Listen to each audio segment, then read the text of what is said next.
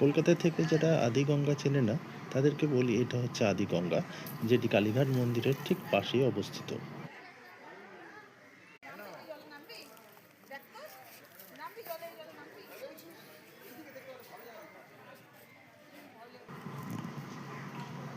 আমরা এসেছিলাম কালীঘাট মন্দিরে পুজো দিতে, তাই তার আগে একটু আদিগঙ্গাটায় চলে গেলাম এবং আদিগঙ্গাটার এইবারে যে রূপটা দেখলাম আগের বারের থেকে সেটি দেখে অনেকটাই ভাল লাগলো। কারণ আগের বারে যখন এসেছিলাম তখন খুব সম্ভবত ভাটার সময় ছিল বলে খুব একটা জল ছিল না।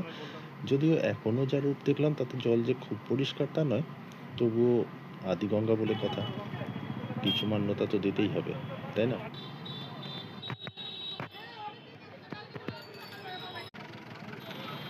এই হচ্ছে মাদার টেরেসা হাউস বা নির্মল ভবন। আর এখান থেকেই আমাদের মাদার টেরেসার কলকাতার যাবতীয় কাজকর্মগুলো হয়। আর সেইটাকে পাশে রেখে আমরা এগিয়ে চলেছি। এই হচ্ছে কালীঘাটের মন্দির। মন্দিরের ভিতরে প্রথমে ভেবেছিলাম যে হয়তো ফোন নিয়ে বা ব্যাগ নিয়ে ঢুকতে দেবে না, সেই জন্য আমরা ফোন বা ব্যাগ সবই বাইরে রেখে গেছিলাম। কিন্তু পরে দেখলাম ভিতরে ফোন ব্যাগ সবই এরা অ্যালাউ করছে। যাই হোক, মন্দিরে ঠিক মতো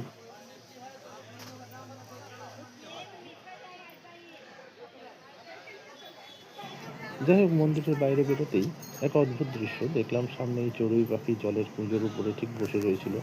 বেশিক্ষণ যদিও বসে থাকতে পারিনি, কারণ পাশ থেকে একজন এসে তাড়া দিতে এসে উড়ে চলে যায়।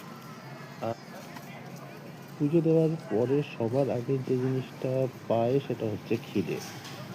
এই সকাল থেকে না খেয়েছিলাম, সুতরাং এবার একটু খাবার খোঁজ করে নেওয়ার পালা। আর তারপরে খাওয়া দাওয়া শেষ করে আমরা বাড়ির পথ ধরলাম। রাস্তায় ভিক্টোরিয়া মেমোরিয়ালের পাশ দিয়ে আমরা বাড়ি ফিরে এলাম।